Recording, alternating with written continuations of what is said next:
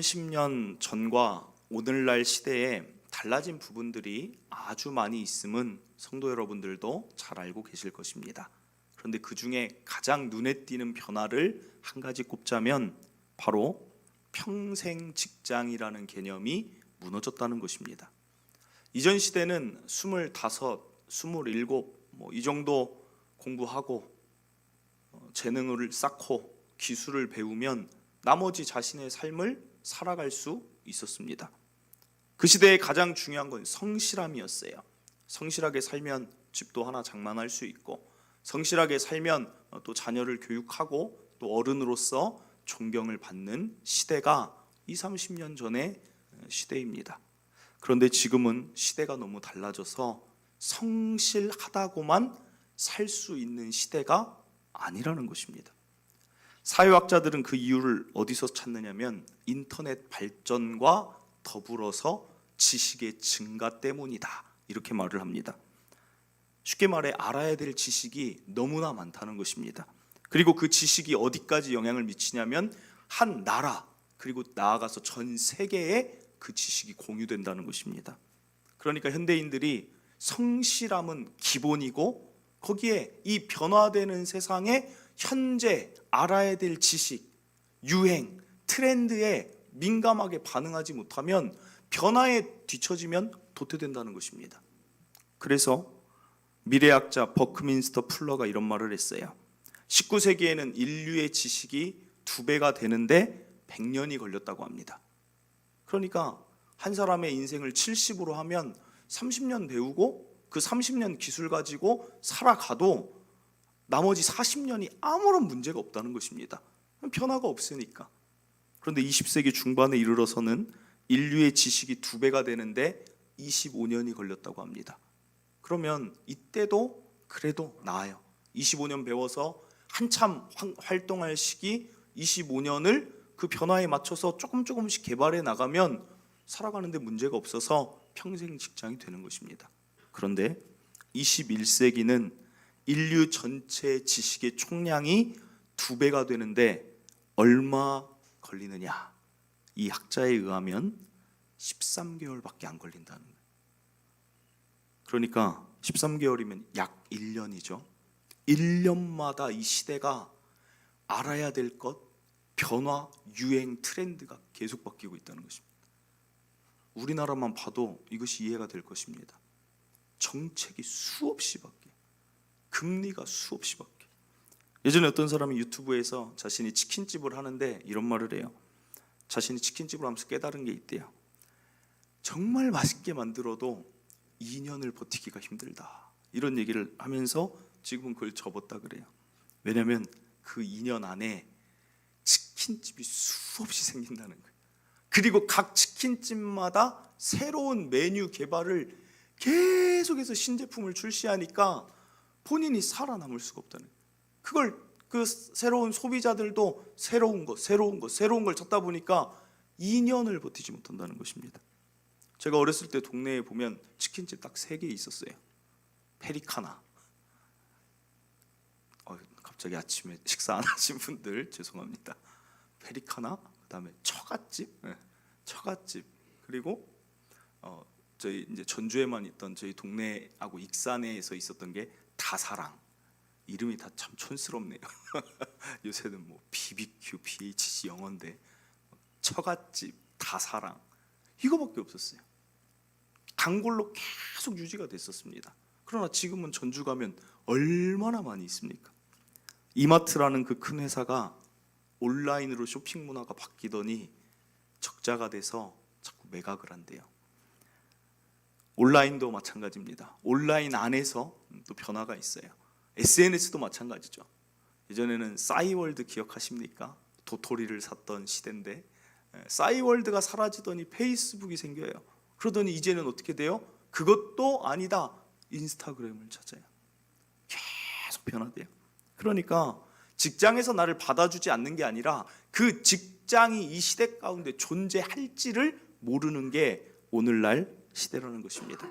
그러니까 사람들의 삶의 모습이 어떻게 달라지기 시작하느냐, 크게 2가지 부분인데, 하나는 늘 불안하다는 거예요. 내가 직장을 다니고 있는데도 불안함이 많고 늘 마음의 여유가 없는 것입니다. 그리고 또 하나의 특징이 무엇이냐면, 그래서 나타나는 특징이 돈을 모아야지, 여기에 몰두하여 살아간다는 것입니다. 이해가 돼요. 내 직장, 내 미래가 불안하니까 지금 돈을 모아놔서 그 돈을 가지고 내 미래를 살아야지. 그래서 많은 사람들이 관심을 갖는 게 무엇입니까? 요즘 서점에 가보신 적 있습니까? 대다수의 책이 재테크예요. 재테크. 돈을 어떻게 하면 불릴 수 있고 모을 수 있는가. OECD 국가들을 대상으로 조사한 게 있는데, 많은 나라들이 삶에서 가장 중요한 게 무엇입니까? 무작위로 국민들을 추첨해가지고 조사를 했는데, 거의 대다수의 나라가 가족, 사랑, 관계를 1번으로 했는데, 참 우리나라가 어디다 체크를 했냐면 돈, 거기에다 1번을 체크를 한 거예요. 사랑하는 성도 여러분, 돈을 모으는 것이 가장 중요합니까? 이 세상 변화의 흐름 가운데 저와 여러분은 어떻게 살아야 됩니까? 불안한 마음을 가지고 도태되지 않기 위해 살아가는 이 세상의 사람들과 똑같이 사는 것이 저와 여러분의 삶이 되어야겠습니까? 오늘 분명히 기억하길 바랍니다. 그리스도인은 어떻게 살아가는 것인가? 그리스도인은 세상의 변화에 맞춰 살아가는 자가 아니라는 것입니다. 그리스도인은 어떻게 사는 자가 그리스도인이고 하나님 자녀인가? 그리스도인은 오직 하나님 말씀을 믿고 그 말씀대로 우리의 삶을 맞춰 살아가는 자인 줄 믿으시길 바랍니다. 오늘 우리가 왜 모였습니까? 왜 주일날마다 이 성경이라는 이 하나님의 말씀을 가지고 자꾸 모여서 이걸 듣습니까? 그 이유는 이 성경은 2000년 전에 완성됐지만 이 성경은 여전히 오늘날도 유효하다는 것을 믿고 주일에 교회를 나오는 것입니다. 그렇지 않습니까? 이 성경을 그래서 뭐라고 부르냐? 진리라고 불러요. 진리. 진리는 무엇입니까? 해가 동쪽에서 떠서 서쪽에서 지는 것처럼 변하지 않는 사실, 여전히 오늘날도 적용되는 걸 진리라고 하는 것입니다. 이건 바뀌지 않습니다. 성경 말씀이 진리라는 것을 우리는 믿고 살아가는 사람들입니다. 그러니까 세상이 아무리 변화가 되고 어떤 상황, 어떤 형편에 놓여 있든지 하나님 말씀대로 된다는 것을 믿는 것입니다. 이사야 40장 8절입니다. 풀은 마르고 꽃은 시드나. 이게 무슨 말입니까? 세상은 변화할 것이라는 거예요. 그렇게 푸르렀던 풀도 마를 때가 온다. 변화가 있다. 꽃이 그렇게 영광스럽게 아름답게 폈지만 시들 때가 온다. 변화가 되어지는 세상 가운데 우리 하나님의 말씀은 영원히 서리라. 진리는 변하지 않는다는 것입니다. 오늘날도 동일하게 적용된다는 것입니다. 그러므로 주일날이 중요해요. 하나님 말씀, 진리를 내가 얼만큼 많이 알고 있느냐가 이 세상을 잘 살아갈 수 있는 방법이라는 것입니다. 그러므로 요한복음 8장 32절, 진리를 알지니, 하나님 말씀을 알지니 진리가 너희를 자유롭게 하리라. 세상 변화에 불안함이 있지만 하나님 말씀을 내가 알고 이렇게 사는 것이구나를 알면 우리에게 불안함이 아닌 자유를 준다는 것입니다. 그럼 예수님이 어떤 말씀을 물질 가운데, 불안함의 물질을 모으고자 하는 이 시대 가운데 예수님이 계속해서 변하지 않게 외치는 것은 무엇이냐? 마태복음 6장 19절입니다. 너희를 위하여 보물을 땅에 쌓아두지 말라. 단 오해는 하지 마세요. 저축하지 말라, 너희를 위해 돈을 쓰지 마라, 자녀를 위해 돈을 준비할 필요가 없다, 이런 말이 아닙니다. 보물이라고 해요. 보물. 나에게 필요 이상의 것으로 자꾸 쌓아가려는 삶의 태도를 말하는 것입니다. 보물을 땅에 쌓아두지 말라. 전혀 반대로 이야기하고 계시는 거죠. 오늘 본문을 통해 왜 예수님이 이런 말씀을 하셨는지 크게 네 가지로 살펴보길 원합니다. 다시 한번 봅니다. 마태복음 6장 19절, 너희를 위하여 보물을 땅에 쌓아두지 말라. 거기는 좀과 동록이 해하며 도둑이 구멍을 뚫고 도둑질 하느니라. 첫째로, 돈을 모으려고 하는데 좀과 동록이 해한다는 것은 오히려 돈을 잃어버리게 된다는 것입니다. 그리고 도둑이 구멍을 뚫고 도둑질한다. 이것을 오늘날로 말하면 사기를 당할 위험이 더 많다는 것입니다. 하나님은 우리를 꿰뚫어 보고 있고 이 시대를 꿰뚫어 보고 계십니다. 생각해 보세요. 사람이 돈을 쌓아두려고 하는 시점부터 우리 마음에 무엇이 생기냐? 욕심이라는 게 생겨요. 욕심이라는 게 생기면 어떻게 되냐면 판단력이 흐려집니다. 잘 보지를 못해요. 하와가 욕심이 생겼어요. 탐욕이 들어오니까 선악과를 먹지 말라는 걸 잊어버리는 거예요. 판단력이 흐려지는 거예요. 그러니까 더 말씀 안 드려도 알겠죠. 사기의 유혹, 앞에 사기를 치는 사람인데 못 보는 거예요. 투기의 유혹, 못 보는 거예요. 그래서 오히려 좀과 동록 때문에 내가 물질을 모으려고 했는데 더 사라져 버리는 것입니다. 그리고 또 하나 이런 결과가 있더라고요. 찾아보니까 돈을 쌓아두고자 하는 사람들은 스트레스가 아주 크대요. 그래서 그 스트레스를 어떻게 푸는 줄 아십니까? 돈을 쓰면서 푼대요. 정말 돈을 모으려고 했는데 너무 스트레스 받아서 일단 써. 그러면서 오히려 과소비를 한다는 것입니다. 사랑하는 성도 여러분, 예수님이 이 말씀을 하셨습니다. 물질의 지혜가 있기를 바랍니다. 둘째, 21절에서 24절입니다.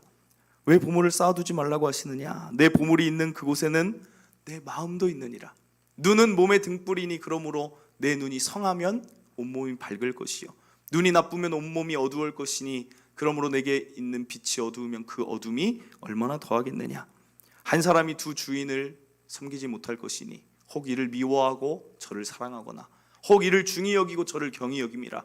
너희가 하나님과 재물을 겸하여 섬기지 못하느니라. 둘째 이유는 물질을 쌓으려고 하는 그 마음을 갖는 순간 물질에 우리의 마음을 다 빼앗긴다는 것입니다. 그래서 내 마음에, 사람의 마음은 하나님이 그렇게 보세요. 물질 아니면 하나님, 그렇게밖에 안 된다는 거예요. 사람들이 하나님과 멀어지는 이유는 하나님을 싫어해서가 아닙니다. 물질이 이미 내 마음에 자리를 잡으니까 하나님이 들어올 자리가 없는 것입니다. 그럼 어떤 삶이 될까요? 왜 하나님이 이것을 경계하실까요? 물질을 쫓아가면 쫓아갈수록 하나님이 멀어지면 어떤 일이 벌어지냐면 복의 근원에서 멀어지는 결과가 되는 거예요. 사람에게 복을 주셨고 안식일에 복을 주셨고 새와 물고기에 복을 주시는, 복을 주실 수 있는 근원 주체는 누구냐면 하나님이세요. 그런데 복의 근원과 멀어지면서 복을 추구하는 삶, 여러분 이게 말이 됩니까? 복의 근원에게 가까이 있어야 복이 있는 건데 그게 물질의 복이든 건강의 복이든 지혜의 복이든 깨닫는 복이든 관계의 복이든 복의 근원하고 같이 있어야 되는데 물질이 마음에 있는 사람은 자꾸만 멀어진다는 거예요. 그래서 제가 두 부류의 사람이 있다고 말씀드렸죠. 복을 쫓아 일평생 살아가다가 복이 전혀 없는 사람이 있고, 복의 근원이 하나님이구나를 알고 하나님 쫓아 따라가는데 물질이며 그 외의 모든 복이 따라오는, 복이 나를 따라오는 삶이 있다는 것입니다. 그리스도인 가운데에도 그러므로 이런 기도 드리면 안 됩니다. 하나님, 물질 많이 벌고 와서 하나님 일을 잘하겠습니다. 반대예요, 반대.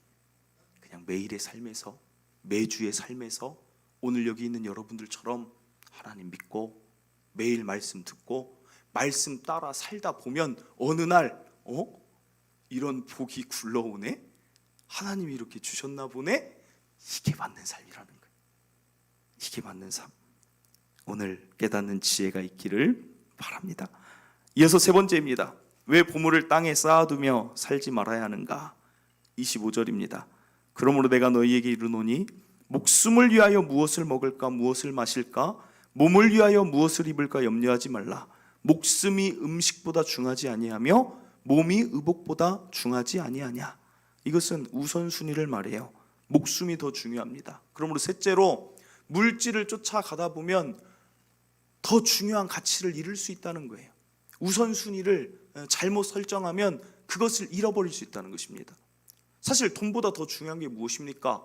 목숨, 구원, 신앙, 하나님 말씀, 그리고 나아가서 사랑, 우정, 공동체, 관계 얼마나 중요한 게 더 많습니까? 나눔, 섬김, 베품, 중요한 가치는 다 잊어버린 채 오직 물질에만 쫓아갈 때는 문제가 된다는 거예요. 그래서 누가복음에 부자가 한 명 나오죠. 돈을 많이 모았어요. 창고를 채우고 또 다른 창고를 채울 만큼 성공한 사람입니다. 그런데 하나님이 그날 밤에 나타나셔서 이렇게 말씀하세요. 너 물질 정말 모으느라고 성실하게 사느라고 애썼다라는 말을 한마디도 하지 않고 어리석은 부자야 이렇게 시작을 해요. 오늘 밤 내가 내 영혼을 취하리니 내 것은 누구의 것이 되겠느냐. 와, 마음이 무너질 것 같아요.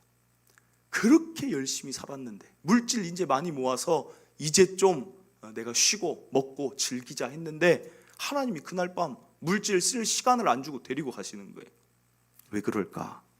너는 돈보다 중요한 가치를 모르니까 어리석다. 그리고 너는 뭘 모르는 것입니까? 자신이 청직이라는 걸 모르는 거예요. 사랑하는 성도 여러분, 저와 여러분은 청직이에요. 청직이. 청지기는 어떤 자냐면 종하고는 조금 다릅니다. 청지기는 주인의 것을 가지고 주인의 뜻을 헤아려 그것을 사용하는 자가 청지기예요.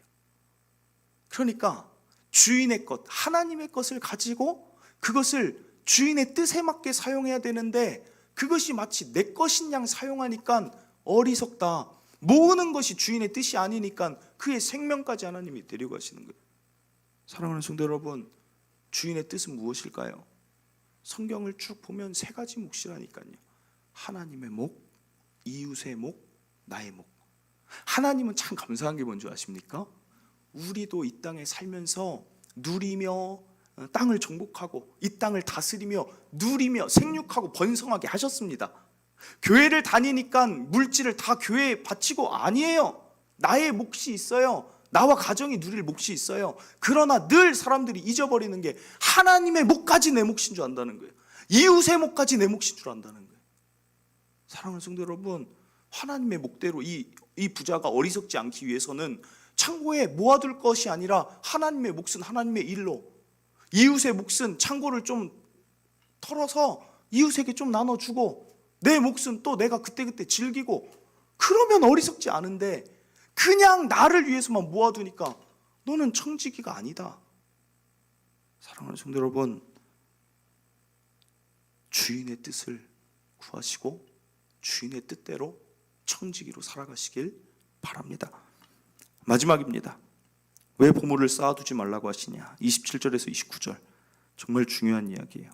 너희 중에 누가 염려함으로 그 길을 한 자라도 더할 수 있겠느냐. 또 너희가 어찌 의복을 위하여 염려하느냐. 들의 백합화가 어떻게 자라는가 생각하여 보라. 수고도 아니하고 길쌈도 아니하느니라. 그러나 내가 너희에게 말하노니 솔로몬의 모든 영광으로도 입은 것이 이 꽃 하나만 갖지 못하였느니라. 무슨 말이냐. 넷째로 물질 쌓는 것을 위해 살아가는데 너희 힘으로 안 된다는 얘기예요. 여러분, 염려하면 키가 클 수 있습니까? 저 염려해서 키 컸으면 좋겠어요. 저는 키 때문에 컴플렉스가 있게 살아오지 않았는데 요새 축구를 하니까 키가 컸으면 좋겠어요. 여기 있는 창환이를 뚫을 수가 없어요. 저보다 키가 크고 몸이 좋으니까 뚫을 수가 없어요. 그뿐 아닙니다. 또 저 지난주에 제 후배가 등록을 했어요, 교회. 키가 187이에요. 강도사님이 공을 잡으면 아무도 옆에 안 가요. 이미 알아요. 우리가 할 수 없다. 187이니까 좀 되지 않을까? 안 되더라고요. 그러나 염려함으로 여러분 키가 클 수 있습니까? 똑같은 얘기예요. 돈을 모으려고 한다고 돈이 따라오지 않는다는 것입니다. 돈 한다고 돈이 주어지지 않아요. 가정 행복 한다고 행복이 오지 않는다는 얘기를 지금 하고 있는 것입니다. 제가 성지순례를 갔을 때, 그래서 오늘 백합화 얘기를 하면서 백합화의 아름다움이 솔로몬이 여러 가지로 아무리 아름답게 짓고 금실을 하고 여러 가지로 해도 백합화, 이 말은 뭐냐면 하나님이 만든 게 더 아름답고 하나님이 주신 게 더 아름답다. 즉 인간의 노력으로 살지 말고 하나님이 해주시는 것에 은혜로 살아라. 지금 그 얘기를 하고 있는 것입니다.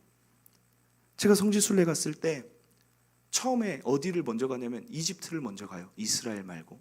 이집트를 가서 보여주는 게 뭐냐면 신상, 정말 평야에 어떻게 저렇게 높게 세웠을까. 마지막에 가는 코스가 피라미드예요. 야, 이거 어떻게 만들었지? 그런데 그 이집트의 마지막 코스가 시내산이에요. 시내산. 시내산은 돌산이기 때문에 새벽 2시부터 올라가야 돼요. 돌산이라 나무가 별로 없기 때문에 뜨거워서 6시 정도 되면 내려와야 됩니다. 뜨거워서. 새벽 2시에 막 거기를 올라가는데 아침에 새벽이 돼서 이렇게 해가 뜨는데 와, 시내산의 그 돌산이 얼마나 아름답고 멋있는지, 피라미드는 그냥 상대가 안 되는 거예요. 사람의 그 불가 사이로 아무리 지어놔봤자 하나님의 영광에는 그냥 상대가 안 되는 거예요. 무슨 이야기를 합니까? 많은 사람들이 자신의 노력, 성실, 재능으로 열심히 살아서 돈을 모으려고 하는데 그것에 이르는 사람이 그리 많지 않습니다. 이 세상 사람들도 그래서 이런 얘기를 해요. 이 세상은 운칠기삼이다. 여러분 들어보셨죠? 운이 7알이고 노력은 3이다. 그 사람들이 그런 얘기를 하는 이유가 무엇입니까? 하나님에 대해서 모르지만 이 세상은 뭔가의 운이 필요하다는 거예요. 그게 우리는 선명하게 아는 것입니다. 그 운이 무엇입니까? 하나님의 은혜라는 거예요. 은혜. 저는 이런 삶 살았으면 좋겠어요. 여러분이 성실하게 사십시오. 노력하며 사세요. 그러나 그 위에 우리가 바랄 것은, 하나님, 제가 열심히 노력하고 성실하게 살아도 내 삶에 하나님의 은혜가 없으면 나는 아무것도 아닙니다. 이게 그리스도인의 삶이에요. 은혜 주시옵소서. 은혜로 사세요. 어떤 사람 보면 노를 바다에, 인생이라는 바다에 노를 젓느라 힘을 다 써버려요. 얼마 가지도 못해요. 그런데 하나님의 은혜로 사는 자는 인생의 바다에 돈만 올리면 순풍이 불어서 그냥 앞으로 쭉 가는 삶들이 있어요. 그 여러분들이 더 잘하시지 않습니까? 이 세상을 보니까. 저는 저와 여러분이 은혜로 살았으면 좋겠어요. 백합화를 지으시는 하나님의 은혜. 물질도 마찬가지라는 거예요. 물질. 학개서 2장 8절, 은도 내 것이요 금도 내 것이요. 이런 말 왜 하십니까? 내가 가지고 있다는 거예요. 너희가 벌 수 있는 게 아니라 내가 줄 수 있다는 거예요. 그러니 어떻게 살면 되겠습니까? 하나님을 위해 살아야죠. 마태복음 6장 33절, 그런즉 너희는 먼저 그의 나라와 그의 의를 구하라. 그리하면 이 모든 것을 너희에게 더해 주시겠대요. 이렇게 사는 게 은혜로 살 수 있는 삶이라는 것입니다. 세상의 삶 따로, 주일날 교회에서 말씀 듣고 사는 삶이 따로가 아니라는 거예요. 우리 일주일의 생각이 어떻게 돼야 돼요? 야, 돈을 어떻게 하면 벌어서 모을까? 저축을 할까? 재테크를 할까? 그렇다고 돈 주어지지 않습니다. 망하는 사람이 더 많아요. 오히려 내 머릿속에 내 물질, 지금 내게 주신 이것 어떻게 하면 하나님을 위해, 하나님 무엇 기뻐하실까? 어디에 나누는 걸 더 기뻐하실까? 하나님 교회 위해 어떻게 해야 될까? 이웃을 위해는 어떻게 해야 될까? 선교의 일에 내가 어떻게 동참할 수 있을까? 자꾸만 하나님 나라를 구하다 보면 점점 더 채워진다는 거예요. 우리 교회가 그 증거인 줄 믿으시길 바랍니다. 지금 교회가, 우리 교회를 드러내는 게 아니라 그냥 이 교회를 보면서 여러분들이 또 하나의 증거로 삼으시라는 거예요. 아무것도 없던 교회, 재정이라고는 없던 교회가 그냥 하나님 말씀대로 했어요. 저 이 말씀 붙들었어요. 교회 개척하고 누가복음 6장 38절, 주라 그리하면 너희에게 줄 것이니 곧 후이되어 누르고 흔들어 넘치도록 하여 너희에게 안겨주리라. 너희가 헤아리는 그 헤아림으로 너희도 헤아림을 도로 받을 것이니라. 저는 초청교회에서 2년 지원을 받았습니다. 우리 교회. 근데 그때마다 기도가 뭐였냐면, 하나님 다른 교회가 우리 교회 더 지원해 주게 후원교회를 만나게 해주세요. 기도한 적 한 번도 없어요. 하나님 초청교회에서 받는 교회로 되지 않고 우리 교회가 주는 교회 되게 해주세요. 우리 교회 줄 수 있는 교회 되게 해주세요. 더 우리가 누군가를 후원해 줄 수 있는 교회 되게 해주세요. 지금도 제 마음 가운데 한 가지가 있어요.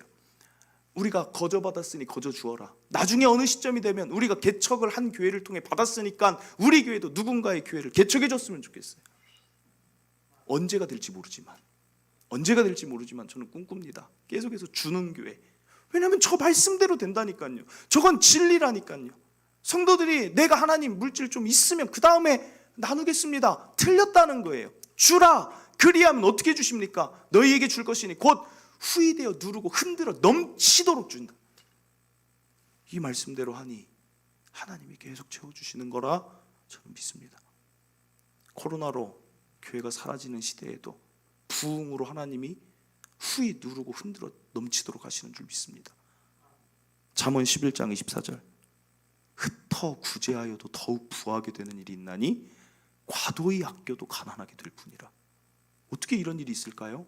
하나님이 이 세상의 주관자니까 흩어 구제하는 자는 더 주는 거예요. 구제하는 일 더 잘하도록. 과도하게 어리석은 부자처럼 아끼는 자는 더 가난하게 된다. 오늘 이 말씀, 사실 물질에 대한 말씀을 전하기가 제가 얼마나 힘든 줄 아십니까? 혹시라도 누가 오해할까 봐. 그런데 요새 경제적으로 어려워하는 성도들을 보니까 하나님이 이 말씀을 계속 마음에 주셨어요. 물질의 지혜는 이거니까 성도들에게 이걸 제대로 가르쳐야 된다. 제가 하나님 말씀 왜곡하면 되겠습니까? 이게 하나님의 말씀 진리라는 것 기억하시고, 정말 우리 성도들은 물질의 이 지혜로 삶으로 물질 때문에 어려워하는 성도들 한 사람도 한 가정도 없기를 간절히 바랍니다. 말씀을 맺습니다. 예수님이 가르쳐 주신 물질의 지혜를 꼭 가지시길 바라요. 첫째로, 물질을 쌓으려 할수록 물질은 나에게서 멀어진다. 물질을 쌓으려 할수록 둘째, 하나님께서 멀어진다. 셋째, 물질을 쌓으려 하면 중요한 것을 잃을 수 있다. 넷째, 물질 쌓는 것은 내 힘으로 안 된다. 그럼 기억할 세 가지. 첫째, 물질의 주인 하나님, 우리는 청지기. 둘째로, 물질의 주인인 하나님의 뜻에 따라 사용할 때 우리에게 채우신다. 셋째, 이 진리를 깨닫는 자들은 이제는 불안함이 아닌 하나님을 믿는 믿음으로 순종하며 살아가시길 바랍니다. 우리 찬양하고 기도합니다. 아무것도 두려워 말라. 얼마나 힘든 삶입니까? 물질이 없으면 얼마나 고민이 많습니까? 그러나 우린 하나님을 믿는 자이니 두려워하지 말고 그냥 말씀대로 한번 살아가 보세요. 말씀대로 한번 멋지게 살아가 보세요. 그리고 하나님이 하시는 일을 우리 한번 다 같이 경험하며, 정말 그렇습니다, 이런 이야기를 나누는 교회 되었으면 좋겠습니다. 우리 함께 찬양합니다.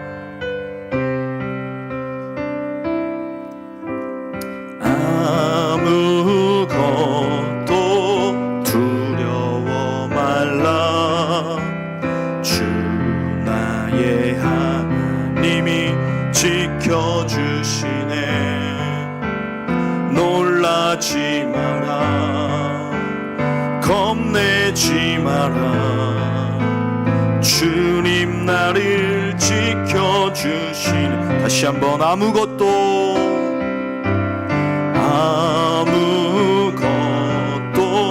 두려워 말라.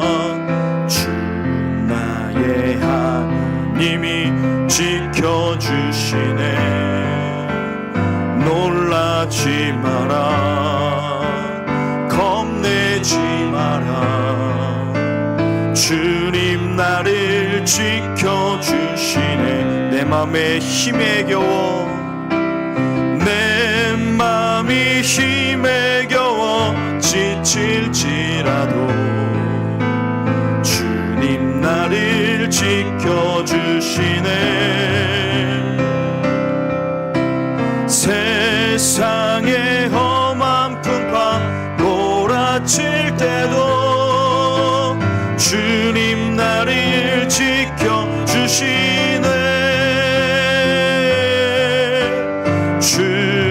주님은 나의 산성,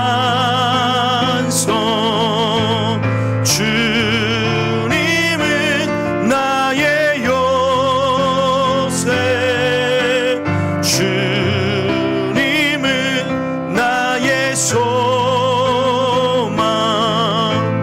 나의 힘이 되신 여호와. 내 맘이 힘에 겨워, 내 맘이 힘에 겨워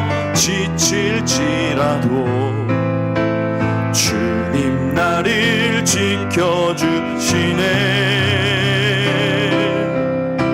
세상의 험한 풍파 몰아칠 때도 주님 나를 지켜주시네. 주님은 나의 산성, 주님은 나의 요새, 주님은 나의 소망, 나의 힘이 되신 여호와. 아멘. 사랑하는 성도 여러분, 급변하는 시대를 따라가느라 사실 여러분 얼마나 힘드신지 목사보다 그 삶의 전선에 있는 여러분들이 얼마나 힘드실지 사실 감히 짐작도 되지 않습니다. 변화하는 시대를 뒤처지지 않기 위하여 얼마나 노력하고 계십니까? 그렇게 열심히 살아가시면서도 마음의 여유 없음과 불안함이 얼마나 많이 있습니까? 여러분 참 애쓰심을 압니다. 그러나 오늘 하나님 말씀에 우리가 집중하길 원합니다. 하나님은 불안하게 살지 말라고 하세요. 염려하지 말라고 하세요. 왜 그렇습니까? 물질의 주인은 하나님이라는 것입니다. 이 세상이 어떻게 변하든 이 진리를 믿고 살아가는 자는 내가 책임질 것이니까 두려워하지 말고 염려하지 말고 물질 쌓으려는 마음 때문에 모든 중요한 것 잃어버리지 말고 내가 너희를 지킬 거야. 내가 너희와 함께 할 거야. 들의 백합화를 보아라. 내가 책임지는 삶이 더 아름답지 않느냐? 여러분 오늘 믿음을 지니시길 바랍니다. 푸른 마르고 꽃은 시들어도 주의 말씀은 영원하니 이 진리 붙잡으시고 더 나누고 청지기로서 살아가 보시길 바랍니다. 그리고 하나님이 부어주시는 물질의 복과 건강의 복과 지혜의 복과 이 세상 필요한 모든 복을 여기 있는 우리 성도들은 다 누리며 살았으면 좋겠습니다. 오늘 기도하세요. 하나님, 저는 하나님 은혜로 살 것입니다. 은혜가 7입니다. 하나님, 저에게 은혜를 주시고 오늘 말씀대로 순종할 믿음도 주시옵소서. 우리 주여 한번 외치고 기도하도록 하겠습니다. 주여, 하나님 아버지, 세상이 너무나도 빠르게 변합니다. 우리 성도들 마음 가운데 불안함도 참 많이 있는 줄 압니다. 물질을 더 모아서 나의 미래를 대비해야겠다. 물질이 주는 그 안정감으로 살려고 하지만 하나님은 그것을 자꾸만 막습니다. 너희는 청직이다. 물질, 은과 금은 내 것이다. 내가 너희에게 주는 것이다. 내가 너희들의 삶을 인도하는 것이다. 하나님 말씀하고 있습니다. 하나님, 우리의 생각이 오늘은 달라지게 하여 주시옵소서. 먼저 그 나라와 그 의를 구하면서 어떻게 하면 하나님도 기쁘실까? 어떻게 하면 나도 이 세계 선교에 힘을 쓸 수 있을까?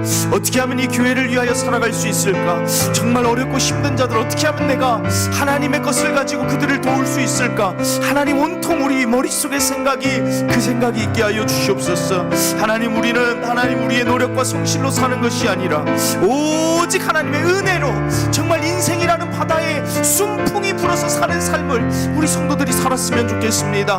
변화하는 시대 가운데 두려워하고 급급하여서 따라가기 급급하여서 불안하게 사는 성도 한 사람도 없게 하여 주시옵소서. 오늘 예수님이 가르쳐 주신 물질의 지혜를 가지고 살아가는 성도들이 다 되게 하여 주시옵소서. 하나님이 그렇게 일하여 주실 줄 믿습니다. 하나님, 물질의 말씀 때문에 하나님 시험 드는 자 없게 하여 주시고 물질에 의하셔 아버지 하나님을 더 경험할 수 있고 정말 이 말씀대로 됩니다를 고백하고 외칠 수 있는 모든 성도들이 되게 하여 주시옵소서. 하나님, 코로나19가 있지만 지켜주실 줄 믿습니다. 진리가 우리를 자유롭게 하여 주시옵소서. 아버지 믿습니다. 하나님, 이 세상 변화가 너무나도 빠릅니다. 도무지 예측할 수가 없습니다.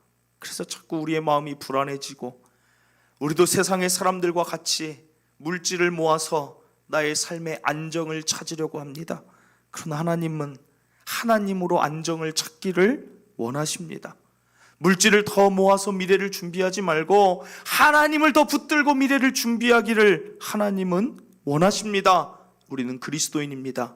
변하지 않는 진리인 하나님 말씀대로 살게 하여 주시옵소서. 그리하여 오늘부터 물질에 대한 모든 염려, 물질에 대한 모든 집착, 물질을 모으려는 우리의 욕심 다 내려놓고 오직 선한 주인이신 그 하나님의 뜻에 따라 하나님의 목, 이웃의 목, 나의 몫을 잘 분배해서 사용함으로 흩어 구제하여도 더욱 부하게 되는 일이 있다고 하신 그 말씀이 우리 성도들의 삶에 다 일어나게 하여 주시옵소서.